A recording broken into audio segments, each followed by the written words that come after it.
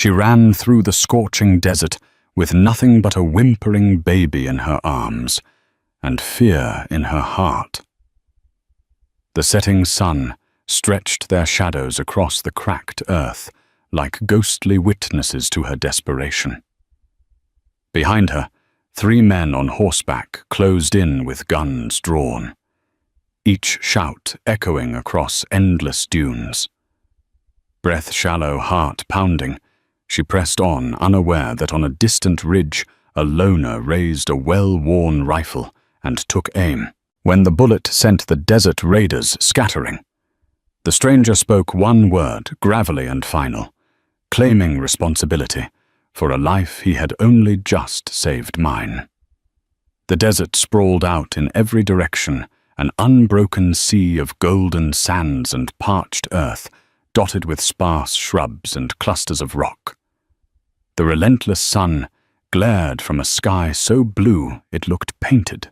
In a remote corner of the Arizona Territory, where lawmen were outnumbered by outlaws and dusty towns served as pit stops for the westward dreamers, a young woman named Clara Alvarez stumbled onto a trail that led to an unforgiving fate.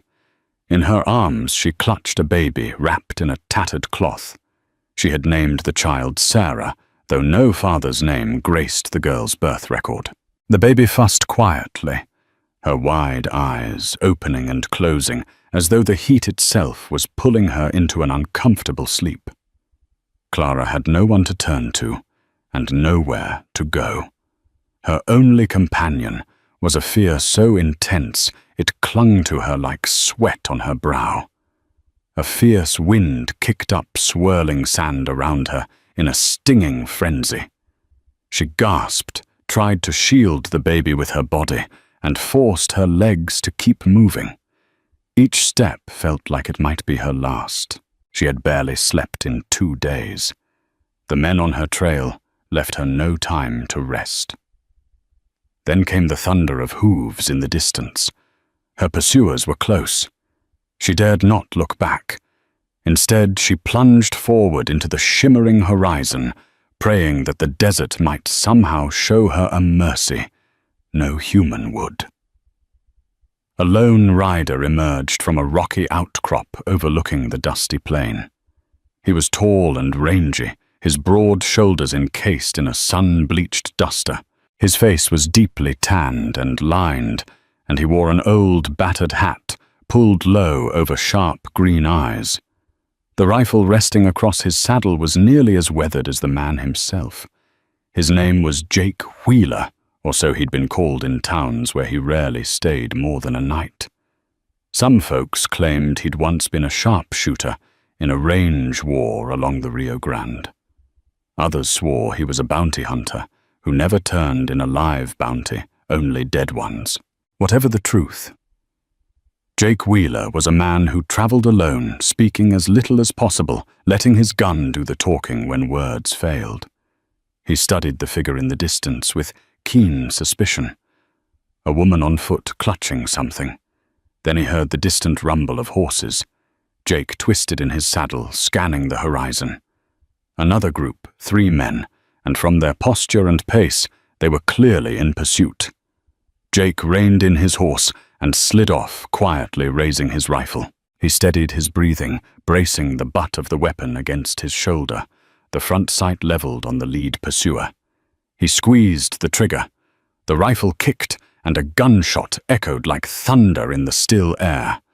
One of the chasing riders yelped as the bullet whizzed past, spooking his horse. The men reined back hard, clearly startled. By the time they collected themselves and looked for the source of the shot, Jake had already sunk out of sight behind the rocks, calmly chambering another round. The woman hearing the shot stumbled in her desperation. She gathered her remaining strength and pressed on, nearing a cluster of scraggly yucca plants. It was then that her arms could no longer hold the weight of exhaustion. She collapsed, breathing hard. Jake stepped out from his cover rifle, aimed at the 3 men. They were dangerous, that much was clear.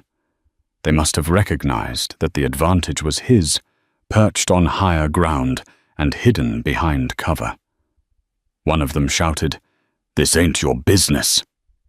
"Stranger," Jake answered, with another well-placed shot that ricocheted off a rock near them, warning rather than killing. The men cursed, weighing their options. Then, deciding that pursuing a foot-weary woman and her child was not worth a bullet between the eyes, they backed off. Dust rose in their wake as they retreated into the desert. For a moment, the desert was silent, but for the sighing wind. Jake surveyed the scene from the ridge. The woman had not moved. Slowly he approached on foot rifle in hand. As he drew near, he saw the baby in her arms, face ruddy with heat, but mercifully still breathing. The woman looked up at him, sun-blinded. She attempted to speak, but she could only croak out something incoherent. Jake's posture was guarded as he studied her, sizing up the situation. She was young, couldn't be more than 19. Her dusty clothes were torn. She had a bruise across her cheek, and her eyes held the haunted look of someone who had run out of options long ago. He reached for a canteen at his belt and held it out. She snatched it, trembling but with a strong maternal instinct. She first offered a few drops to the baby, who suckled weakly at the water. Then she drank slow and deliberate, almost reverent, of each drop. Jake glanced at the scorching sun. He lifted the rifle slightly, then lowered it, as though deciding she was not a threat. Finally, in a voice that was low and gritty from disuse, he said one word. "Mine." Clara blinked in confusion, too parched and exhausted to form a question. The meaning was ambiguous. Was he referring to the water, the baby, or something else entirely? Jake's expression didn't clarify. Instead, he merely pointed to his horse, a silent command to follow. Clara tried to stand, but her knees buckled. Jake slid an arm around her shoulders, supporting her slight frame. The baby fussed again, but quieted when Clara cradled it protectively. Together they made their way up the rocky incline to where his horse awaited. Jake didn't speak further. Clara wasn't sure what he intended, or if she was even safe, but she knew that the man's rifle had just saved her life, and perhaps something more precious. Jake guided his horse slowly, careful not to jostle the baby. Clara sat behind him, arms locked around the child. Each hoof step kicked up small puffs of dust on the desert floor. They rode for hours under the punishing sun. Finally, as the afternoon light began to melt into evening, a small cluster of buildings emerged ahead. A few wooden structures, a dusty street, and a single saloon sign creaking in the wind. This was Mercy Gulch. In a territory known for its lawlessness, Mercy Gulch was one of those near-forgotten towns that mostly policed itself. Travelers sometimes passed through on their way to bigger places like Tucson, or they lingered to mend bullet wounds or broken hearts in the relative quiet. Jake took them to the only hotel in sight, a rickety two-story building with peeling paint. A man behind the counter, thin and balding with a vest that had seen better days, peered at them over dusty spectacles. Jake placed 2 silver coins on the desk. The clerk's eyes widened at the sight of real silver. He nodded quickly, rummaging for the keys. "Yeah, you can have room number 3. Top of the stairs, first door on the left." Without a word, Jake helped Clara up the narrow staircase. The room was modest, containing a bed with a lumpy mattress, a single chair, and a wash basin. But after days in the desert, it might as well have been a palace. Clara settled onto the bed, the baby resting in the crook of her arm, stirring but not crying. Jake unfastened his worn leather belt, pulling out a battered coin pouch. He handed her a small bag which felt somewhat heavy in her palm. She opened it to find a few more silver coins, enough presumably for supplies or anything else she might need. When she looked up to question him, he was already heading out the door. Before she could say a word of thanks, it clicked shut. Clara exhaled relief and uncertainty dancing in her chest. She carefully placed the baby on the bed and pulled a threadbare blanket over her. The child drifted off into a fitful sleep. Outside, the sounds of rowdy customers from the saloon across the street wafted in. With shaky hands, Clara dipped a rag into the basin of water that was already in the room. She gently wiped the dust from the baby's face, then her own. The stinging dryness on her skin eased, if only just a little. Who was this man who claimed them with a single word? Who were the 3 riders that had chased her so far that she nearly died? These questions churned in her head, but for now she let exhaustion win. Within minutes, she too had collapsed into a dreamless sleep. Later that evening, the sound of voices outside startled Clara awake. She blinked momentarily, forgetting where she was. The room was dark now, but a single oil lamp on the table cast a soft orange glow. The baby was still sleeping, curled against Clara's side. Rising carefully, Clara moved to the window. She peered through the streaked glass into the main street of Mercy Gulch. Next door was the saloon, its doors swinging with each new patron. Lamps inside illuminated swirling cigarette smoke and the chaotic dance of drunken shadows. Clara recognized the 3 men from earlier, gathered near the hitching post. They were speaking with someone, possibly a local tough. From their angry gesticulations, it seemed they were asking questions. She felt a grip of fear. They were looking for her. She hurried to the door, intending to lock it. As she slid the bolt into place, she heard footsteps in the hall. For a moment, her heart pounded.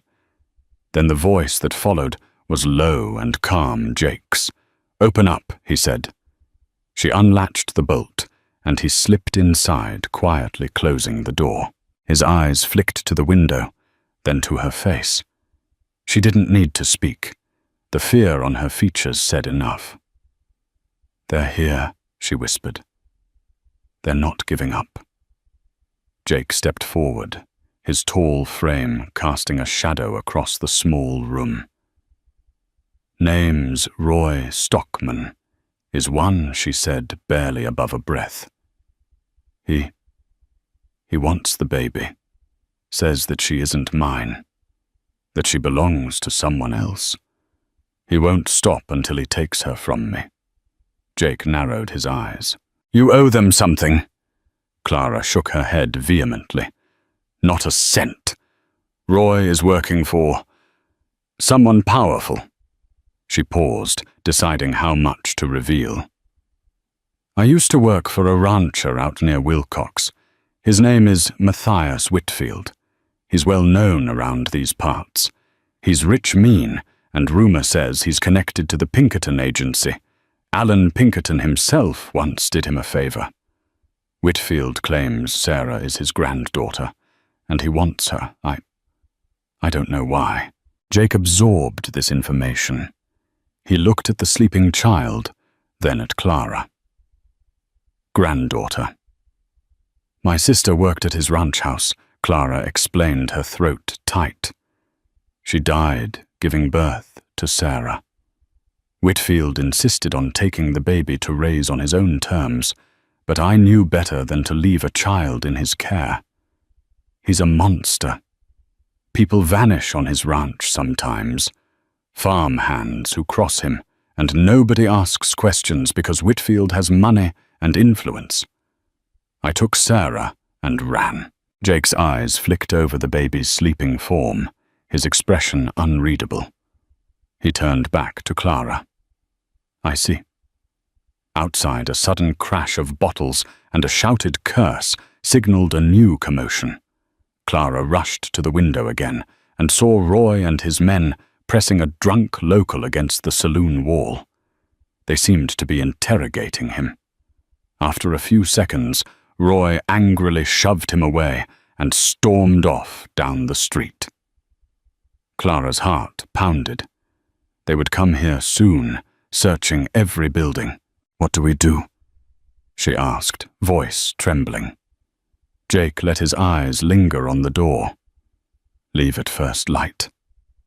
Clara nodded, but worry etched deeper lines in her face. She had no illusions about how far Matthias Whitfield would go.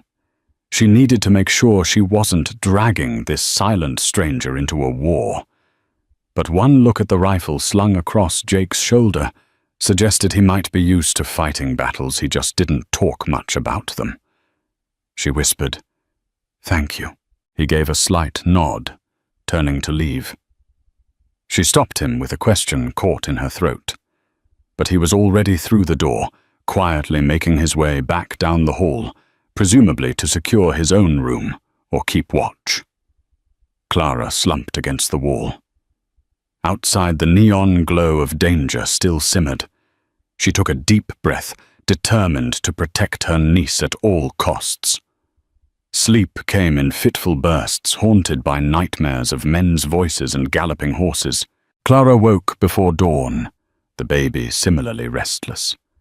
She rose from the bed and gathered the sparse belongings she had, just the clothes on her back, the child swaddling, and the few coins left in Jake's pouch. She crept downstairs carefully, so as not to wake anyone or draw attention. The hotel lobby was dark, lit only by the faintest glow of morning through the windows. She froze when she noticed a figure by the door, Jake leaning against the wall, apparently having kept watch all night. He glanced at her and tipped his hat in a minimal gesture of acknowledgement. Gesturing for silence, he opened the door, rifle in hand, scanning the street before stepping outside. Clara followed baby in her arms, her heart racing. The pre-dawn hush lay over Mercy Gulch, broken only by the distant whinny of a horse and a soft rustle of wind through the eaves. The trio that had chased her was nowhere in sight, but that didn't mean they weren't nearby. Jake led Clara to the livery stable behind the hotel. An elderly stable hand, dozing in the straw, jerked awake at their approach. With a grunt, he recognized Jake from the night before and stepped aside, opening the stall to Jake's horse. "Need a second mount," Jake said. The old man nodded, rummaging through a row of stalls. Eventually, he led out a lean mare, hide streaked with dust, but eyes bright with spirit. She stomped the ground nervously. Jake fished out a few silver coins and placed them in the old man's palm. The stable hand counted them, nodded, and spat on the floor. "She's yours." Clara hoisted herself onto the mare, nearly dropping the baby in her haste. She gripped Sarah tightly and adjusted the blanket around the child to shield her from the morning chill. Jake mounted his own horse. They exchanged a glance, then set off at a brisk pace down the main street and out toward the open desert. They had only been riding for about 20 minutes when they crested a small hill and saw in the distance 3 figures on horseback. Roy and his men. They must have camped outside of town, expecting her to slip away. Jake uttered a low curse under his breath. "Hold on!" He spurred his horse, and Clara followed suit, urging the mare into a gallop. The chase was on. Hooves pounded the dusty earth. Adrenaline raced through Clara's veins as the baby clung to her, letting out a soft cry at the sudden jostling. She could hear the whoops of the pursuing men, riding hard to close the gap. Jake wheeled his horse around, abruptly raising the rifle. He fired a single shot. One of the men yelped, and a horse swerved in confusion. But the riders continued their pursuit. Jake fired again, and a rider dropped from his saddle with a shout. The horse continued riderless, trailing behind the others. Roy Stockman roared. "You can't run forever." Clara, his voice echoed menacingly across the open desert. Clara swallowed hard but refused to slow. Jake was an excellent shot, but they were outnumbered, and the desert offered little in terms of hiding spots. Then, as if by some providence, they spotted a rocky canyon up ahead, towering red walls beckoning like a fortress. Jake snapped the reins and raced toward it. Clara followed the mare's nostrils flaring. They entered a narrow pass, sandstone cliffs rising on both sides. The thunder of their horses' hooves reverberated off the walls.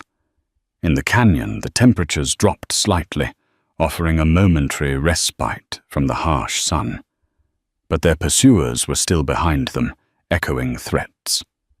Jake spotted a fork in the canyon, one path leading deeper into the red rock labyrinth, the other sloping up toward a ridge. He signaled Clara to follow him up the ridge path. It was steeper, and the horses struggled, but it would provide a vantage point. Once at the top, they could see Roy and his men, scrambling below, searching for them among the shadows. Jake dismounted and motioned for Clara to do the same. He took the horses by the reins and led them out of sight behind a jagged boulder. Then he crept to the edge rifle at the ready. Roy's angry shouts drifted up. "Split up, find them!" The men scattered, scouring the canyon floor. Jake steadied his rifle. His expression was calm, but his eyes were alive with focus. He watched as the men drew closer, scanning the upper ridges. One man spotted a hint of movement. He raised his pistol. "They're up there," Jake fired. The echo tore through the canyon. A second shot followed, and another rider toppled. Roy cursed and drove his horse into a crevice for cover. He returned fire, but the bullet pinged harmlessly off rock. Clara felt her knees tremble. She clutched the baby protectively against her chest, praying that the child would not cry out. Meanwhile, Jake methodically ejected spent cartridges and reloaded. He was a picture of cool precision, each shot carefully placed. Finally, Roy's voice thundered again. "Fall back. We'll track 'em another way." Jake kept his rifle trained on the men until they were out of range. After a tense silence, he turned back to Clara. "We can't stay." She nodded relief tempered by dread. Roy would regroup or circle around or fetch reinforcements. They had to keep moving. Jake led the horses carefully down the opposite side of the ridge, away from the canyon floor. The path was precarious, strewn with loose rocks, but at last they reached flatter ground, opening onto a wide expanse of desert that stretched to the horizon. The sun beat down mercilessly as they urged the horses on. Little Sarah squirmed in Clara's arms, fussing at the heat and the constant bumping. Clara's mouth was parched, her lips cracked. She glanced over at Jake. His features were stoic, but there was concern in his eyes as he looked occasionally at the baby. They rode in silence, only halting once they were sure Roy's men were no longer on their immediate trail. By midday, they had found a small grove of mesquite trees around a half-dry stream. Clara slid off the horse with a soft groan, legs shaking from exhaustion. Jake offered her the canteen. She took a long drink, letting the tepid water soothe her throat, then wet her finger for the baby to suckle. They sat in the shade, the only sounds the rustle of leaves and the distant call of a hawk. After a few moments, Jake looked at Clara, and for the first time he asked quietly, "Baby's name?" She offered a tiny, grateful smile. "Sarah. She's my niece. I've been her guardian since my sister died." Clara's voice faltered. "If not for you, she'd be in Whitfield's clutches. I owe you everything." Jake said nothing. He simply nodded a solemn acceptance. Clara, emboldened by his question, asked, "You, Jake Wheeler, right? That's what the clerk back in Mercy Gulch called you." Jake's jaw tightened. "Yeah." She waited for more, but none was offered. So she continued, I heard rumors. People say you fought in a range war. Something about the Rio Grande. Jake's eyes became distant. Years ago. Doesn't matter now. Though she wanted to press for details, something in his tone warned her not to. Instead, she took a moment to assess their situation. They were fugitives, in a sense, from one of the most powerful land barons in the territory, and the man who had saved them was a stranger with a rifle, a quiet traveler who claimed them with a single word. Her gut told her to trust him, at least for now. Their next move would require cunning and courage. They followed the half-dry stream west for another hour, eventually coming to a small settlement. It wasn't on any major stagecoach route, just a few shacks and a trading post run by a grizzled man named Virgil. Virgil recognized Jake immediately. "Well, if it ain't Wheeler," he drawled, a suspicious glare in his one good eye. "You come for provisions or trouble?" Jake dismounted, ignoring the jab. "Need supplies." Virgil's gaze flicked to Clara and the baby. He shrugged. "Follow me." Inside the trading post was cluttered with supplies. Sacks of flour, dried beans, a rack of cheap rifles, a shelf with tins of peaches and salted meat.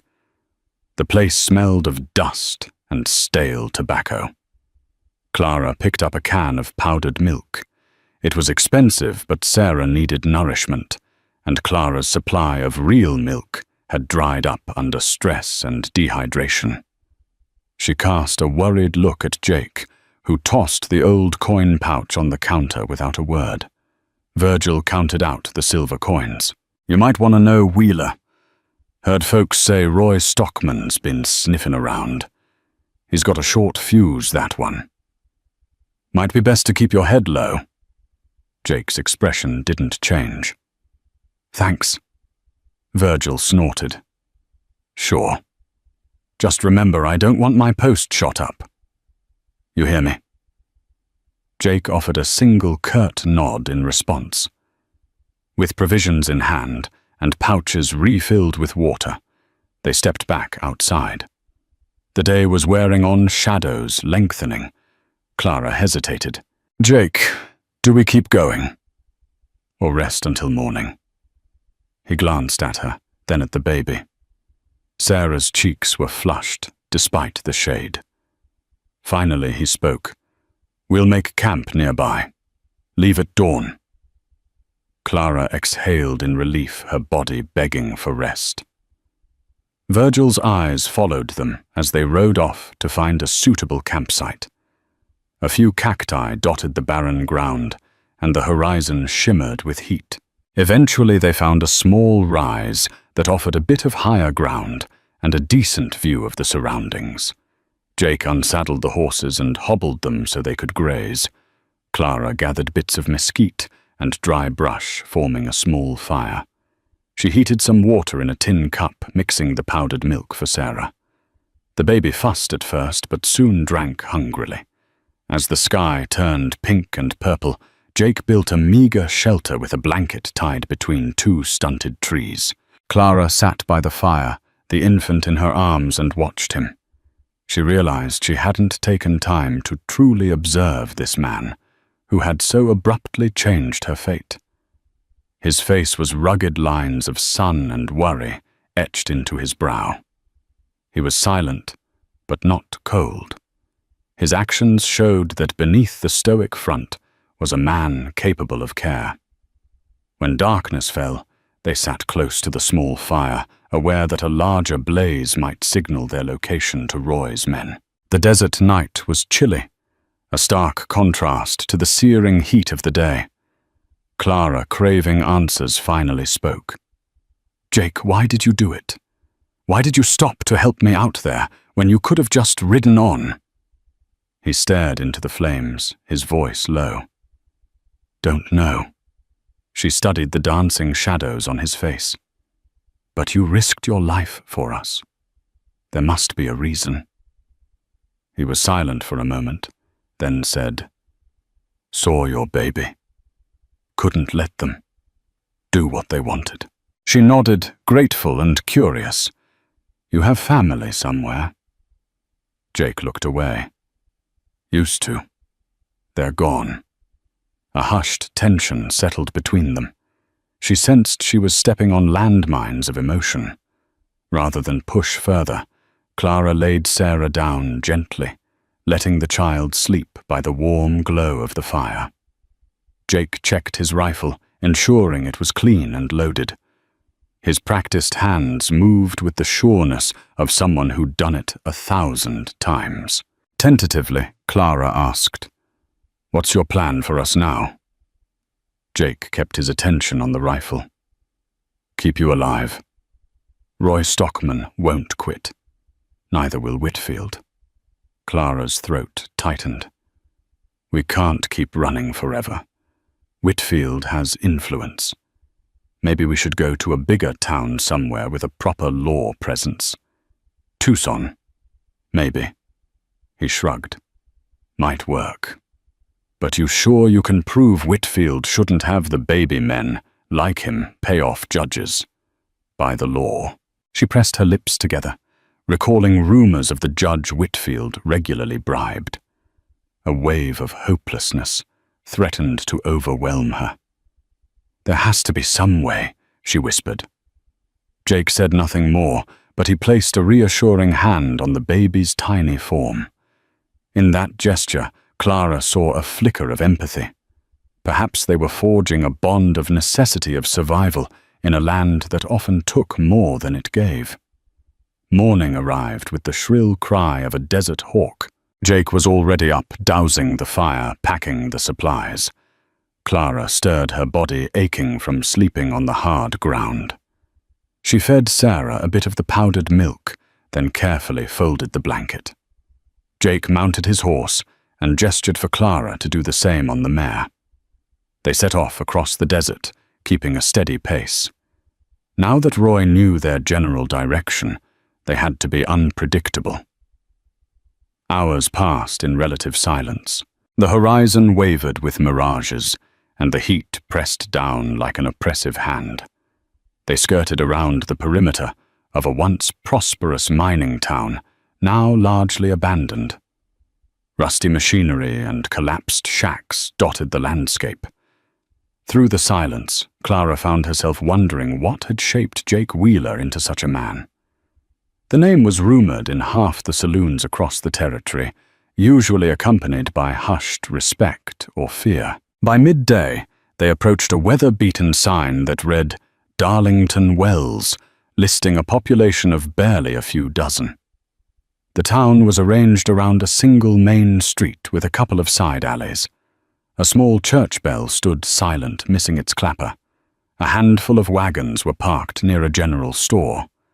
Jake rode slowly down the main street, scanning for potential threats. Clara followed the baby held close. Townspeople wary or merely curious peered from windows. It was clear strangers were a rarity here. As they reached the far end of the street, Jake pulled up near a low-slung building with a faded sign reading Sheriff's Office. He dismounted and signaled Clara to wait. Inside, they found a middle-aged man with graying sideburns and a tarnished badge on his vest. The office was small, containing only a pair of cells in the back, one of them currently occupied by a snoring drunk. The sheriff, whose nameplate read Sheriff Lucius Monroe, looked up from his desk. "Can I help you?" he asked, eyes flicking from Jake to Clara and the baby. Jake's voice was gruff. "Need to speak with you. Urgent." The sheriff set aside a stack of yellowed papers. "Speak then." Jake glanced at Clara, who swallowed hard and stepped forward. "There's a man named Matthias Whitfield. He claims guardianship of this baby, but I'm the rightful guardian. He's sent men after us. We're hoping for some measure of protection." Sheriff Monroe frowned. "Matthias Whitfield of Wilcox, I've heard the name. Wealthy rancher, big influence. Is that who's after you?" Clara nodded. "Yes. We fear they'll find us again. They've already tried to kill me. The baby is in danger." The sheriff scrubbed a hand over his face. "What evidence do you have that this child is truly your responsibility? If Whitfield says otherwise, he'll likely bring a judge's order or something official." Clara's eyes darted to Jake, then back to the sheriff. "My sister, Maria Alvarez, worked at the Whitfield Ranch. She died in childbirth. I have her letters. She wrote that she never wanted Whitfield raising the baby. She suspected him of evil dealings." She reached into a pocket, pulling out a folded piece of paper smudged with dirt and sweat. The sheriff opened it, squinting at the handwriting, a gentle scrawl in Spanish. His expression softened slightly. "I see," he said, passing the letter back. "And you think this is enough to stop Whitfield's claim? Might not be in a proper court, but it's something." Jake cut in. "Sheriff, we're just asking if you'll help. Roy Stockman's traveling with men tracking us. They could arrive any day." Monroe laced his fingers, leaning back. "I keep the peace here, mister. But I don't run no fortress. If Whitfield sends enough men, I don't know that I can stop them." A heaviness fell over the room. Clara felt hope slipping away. Then the sheriff cleared his throat. "However, I do know a man in Tucson, Judge Harold DeWitt. He's not on Whitfield's payroll. Might be your best chance to gain legal guardianship. If you can present your case, maybe get a protective order. It won't be easy, but it's your best bet." Clara tried to muster a smile. "Thank you, Sheriff." They discussed the route to Tucson, as well as possible safe stops along the way. The sheriff warned them to keep their eyes open for trouble. "Word travels fast," he said, "and men like Whitfield can afford to have eyes everywhere." Jake and Clara left the sheriff's office with a plan head southwest to Tucson, present their case to Judge DeWitt, and hope for an official mandate that recognized Clara's guardianship. It felt like a long shot, but it was more than they had before.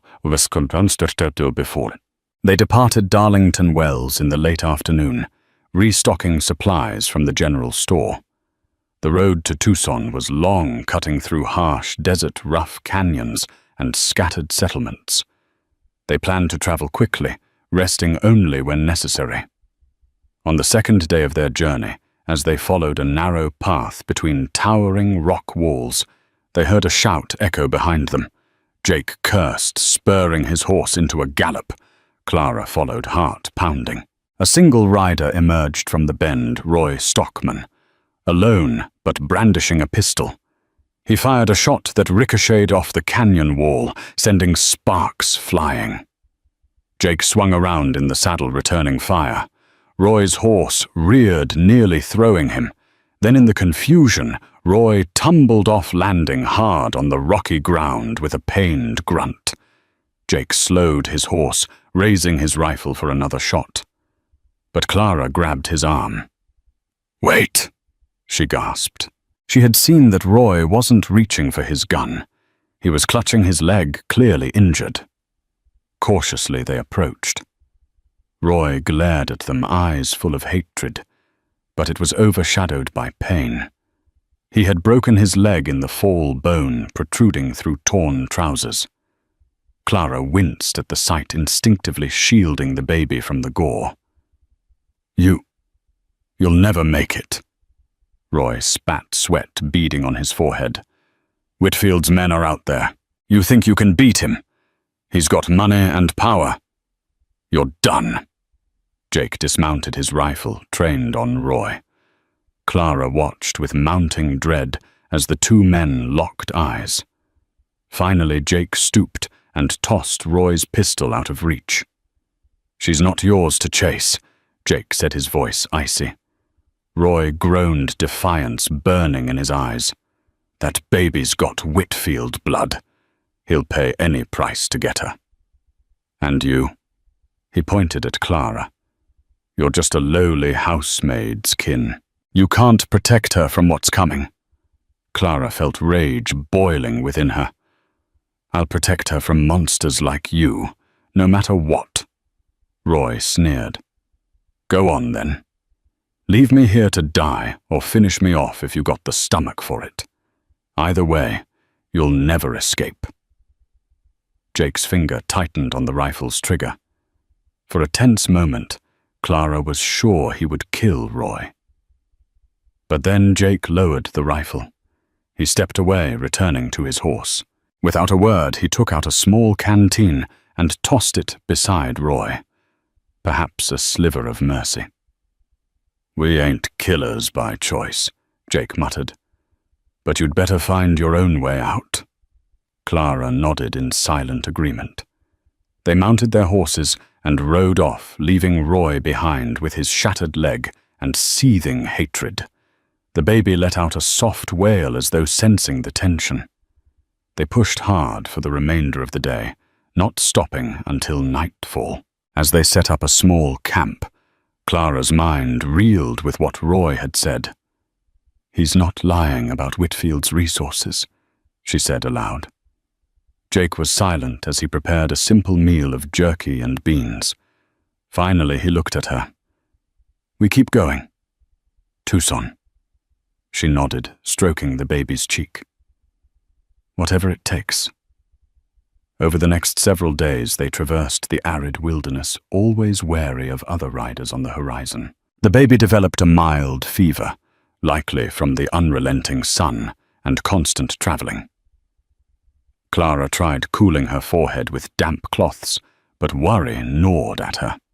One afternoon, they came upon a traveling doctor's wagon camped near a waterhole.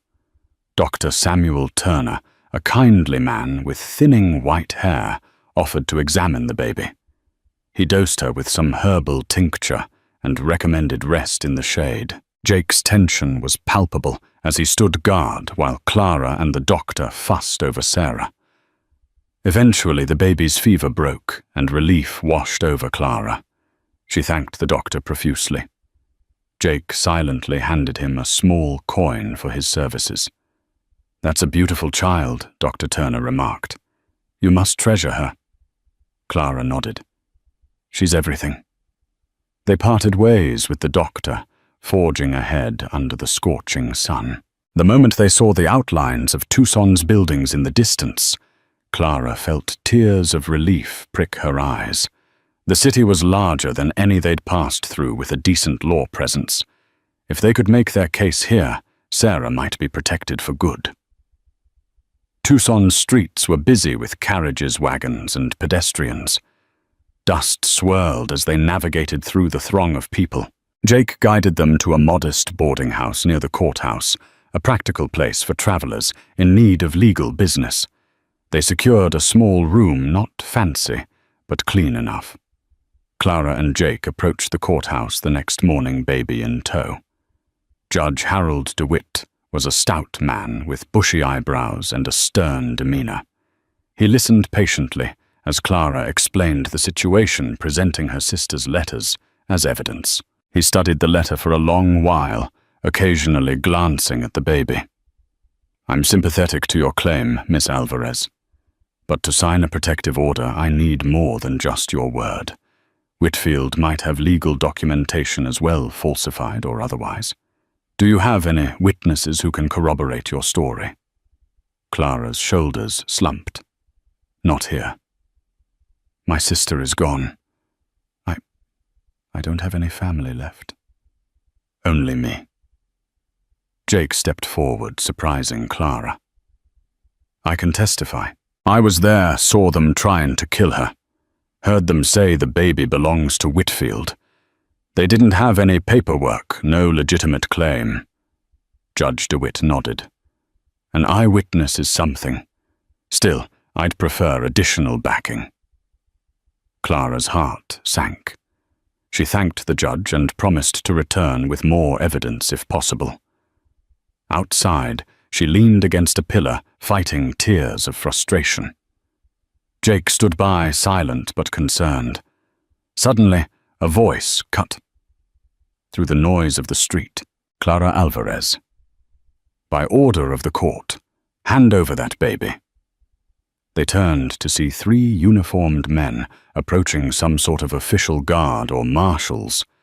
Leading them was a tall, thin man with a slick moustache. His name was Boone Fletcher, a lawyer reputed to do Whitfield's dirty work. Clara's chest tightened.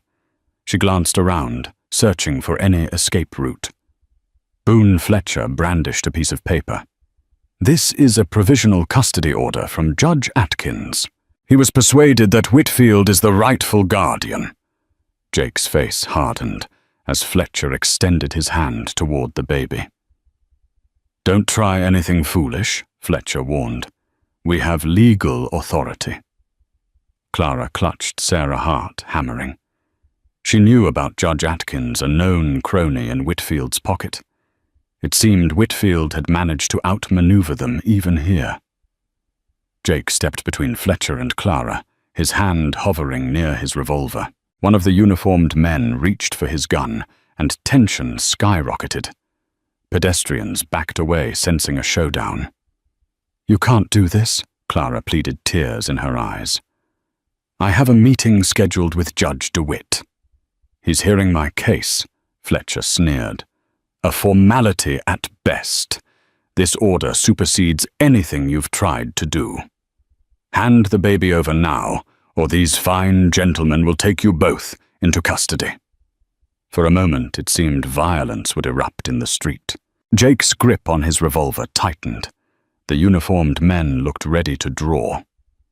Then a voice called out, "Hold it right there, Fletcher."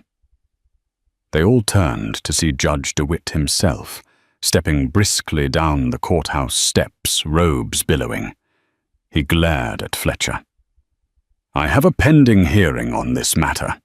You will not enforce that order until I've had a chance to review it." Fletcher's mustache twitched. "But my court supersedes any provisional order from Atkins when there is a conflict." DeWitt leveled a cold stare at Fletcher. "Unless you want to be held in contempt, you will stand down. Is that clear?" Fletcher fumed but lowered his hand. He gestured for his men to stand down as well. "We'll be back with more proof," he growled. With that, he and his men stalked away. The crowd exhaled collectively. Clara's legs trembled in relief. She managed to croak out a grateful, "Thank you, Your Honor." DeWitt sighed. "Don't thank me yet. If Whitfield truly wants the child, he'll bring every piece of evidence, every lawyer, every bribe he can muster to secure his claim. I suggest you prepare yourselves." Jake's eyes flashed. "We will." In the days that followed, Clara and Jake scrambled to build their case. They searched Tucson for anyone who might have known Maria Alvarez or heard her speak of not wanting the baby raised by Whitfield. They tried the local mission, the Spanish community, but most who had known Maria were too afraid of Whitfield or too unfamiliar with the circumstances of the baby's birth.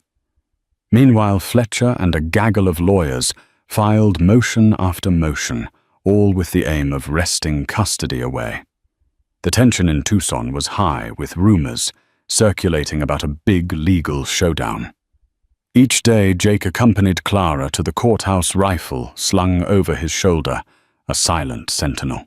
For all his gruffness and minimal speech, he was a steady presence.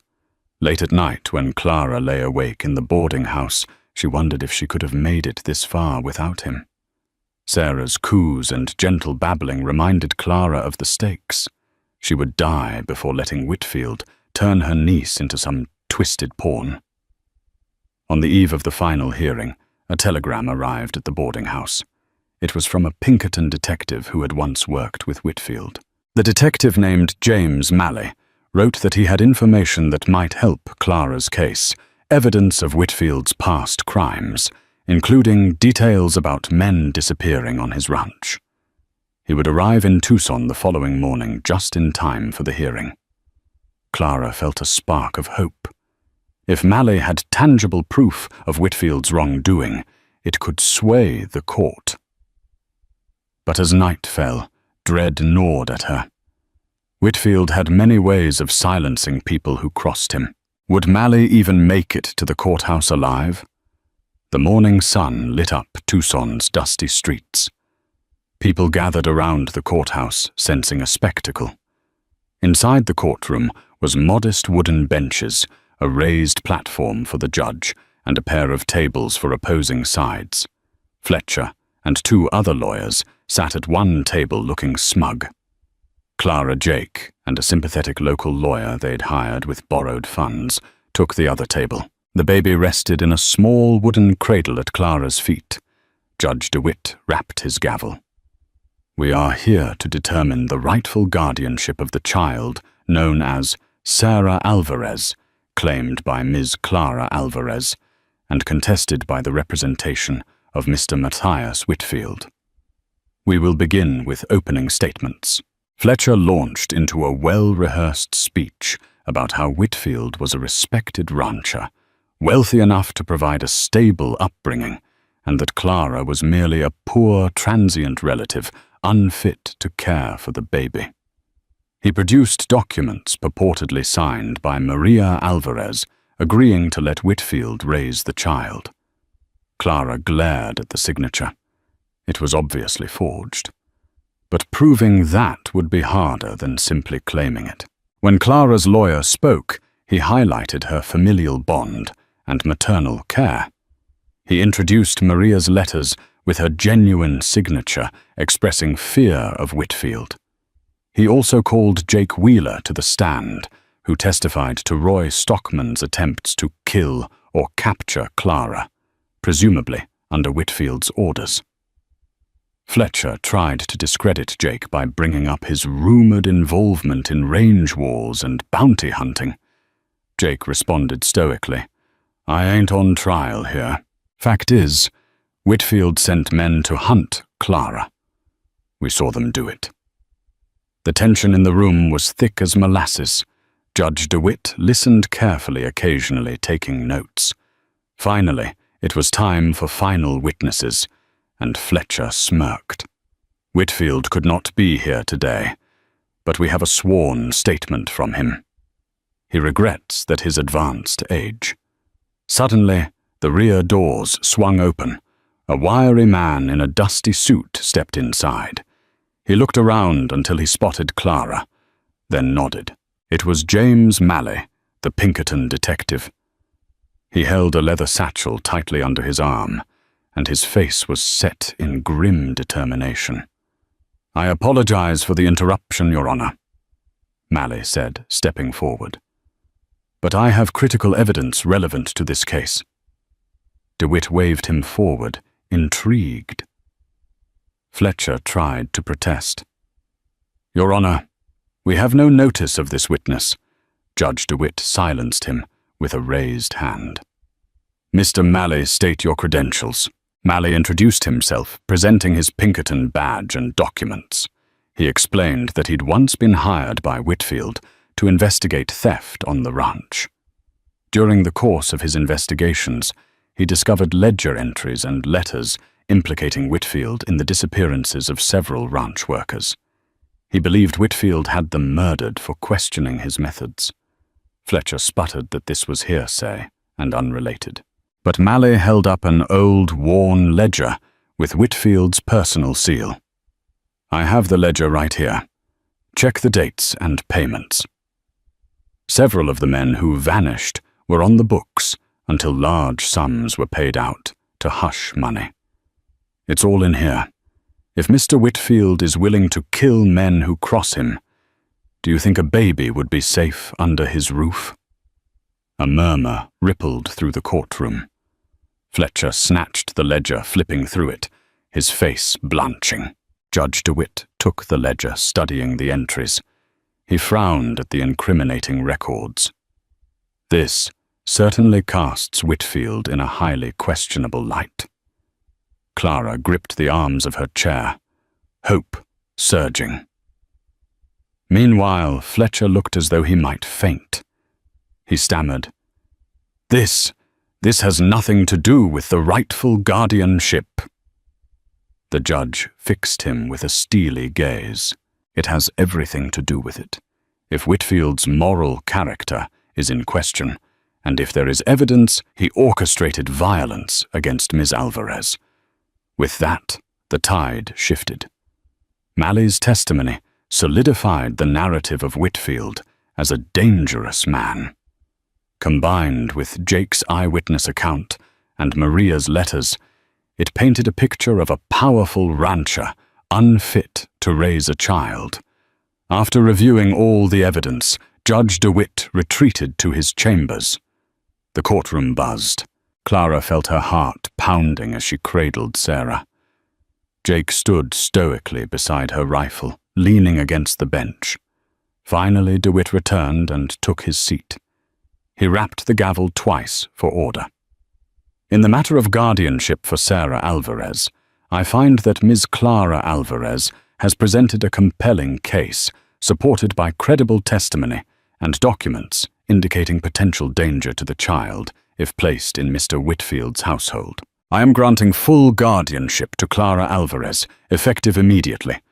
Furthermore, I am issuing a protective order for her and the child against Mr. Whitfield and his known associates." Clara closed her eyes, tears of relief streaming down her cheeks. She hugged Sarah close, barely able to believe it. A wave of chatter rippled through the room.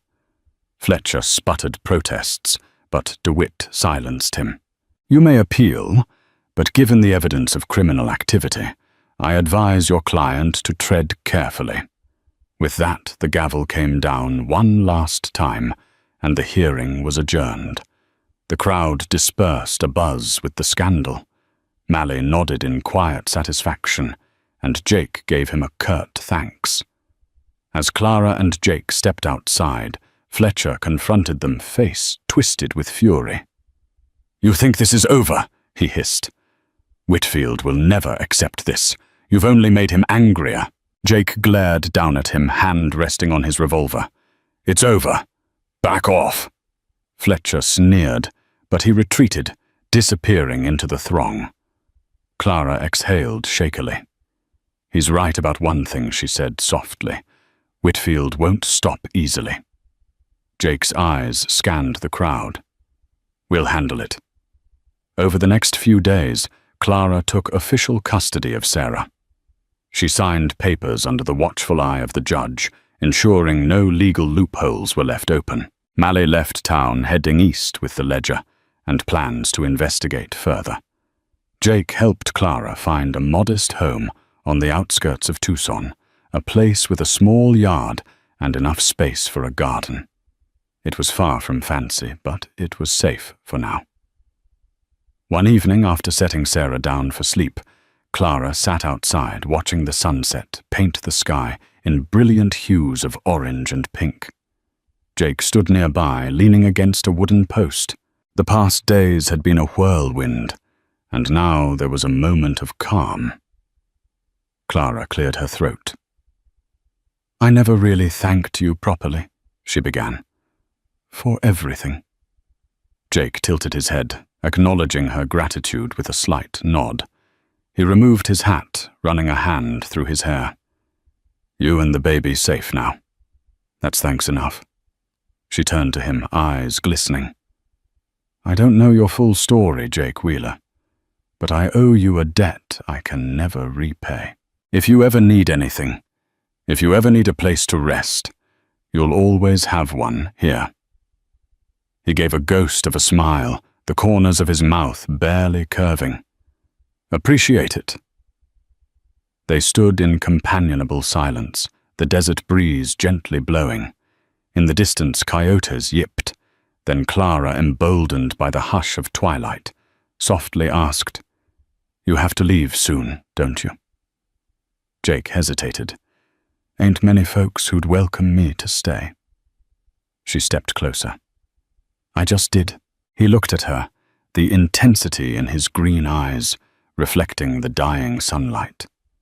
For a moment, time hung suspended. Then the baby cried out from inside the house, and the spell broke. Clara sighed, turning to go back in. Before she did, she paused and turned back to Jake. "Good night," she said, her tone warm and full of possibilities. Jake nodded. Night. In the weeks that followed, rumors reached Tucson that Matthias Whitfield was furious about losing his granddaughter. He vowed revenge. But with the Pinkerton detective's ledger in circulation, any move Whitfield made could further incriminate him. For the time being, he kept his distance.